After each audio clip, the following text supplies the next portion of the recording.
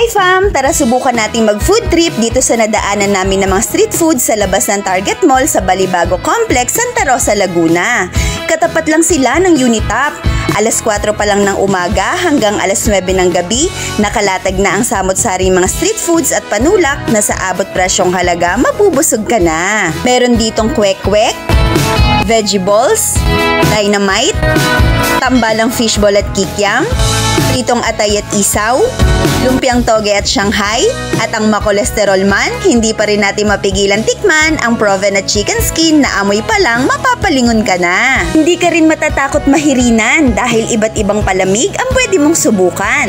Meron din ditong Royce na nag-o-offer ng milk tea na 38 pesos lang, naka-grande size ka na. Meron din silang shake, coffee at takoyaki. Sinubukan namin ang lumpiang Shanghai at kwek-kwek na 5 pesos ang isa.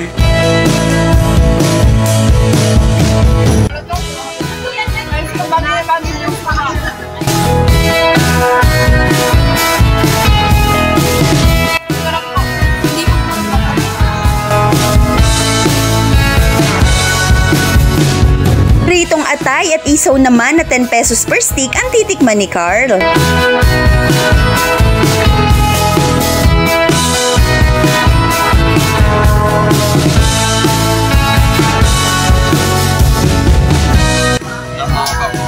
Dynamite, veggie balls at chicken skin naman ang tumakam sa akin. Bukan nila natin yung dynamite, 15 pesos ang isang piraso.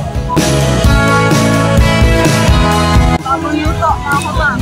Pag umorder ka, pwede mong ipainit. Daming keso sa loob, dynamite. Masarap to, mga kabang.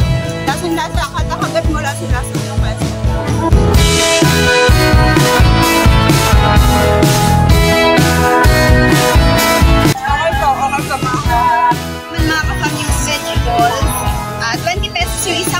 Tapos meron itong 7 pieces na veggie balls. Lagyan natin ng sauce.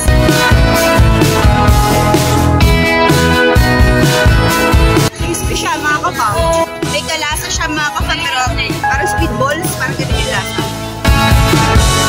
Hindi ko lang makuha kung ano yung laman niya, pero okay po yung lasa, mga kapang. Ito, mga kapang, chicken skin, na favorite natin. Siyempre, hindi mawawala ito pagdating sa street food.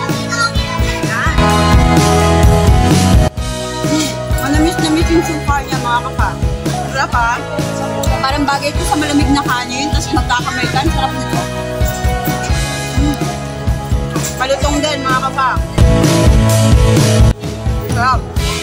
Yan ang mga kapa, ang dami niya laman.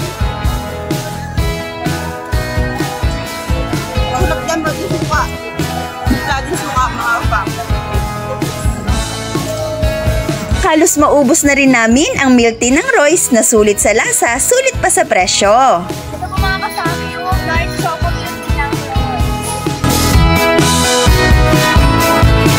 Sarap po. Flavorful po. Ito na mga kapaw. Sarap mga kapaw. Gusto nyo na parang medyo may konting bite sa dulo.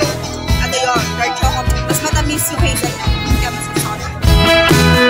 Ayan mga ka-fam! Sana ay natakam at nag-enjoy kayo. Thank you for watching. Stay safe at kita-kits tayo hanggang sa susunod nating Food Lab!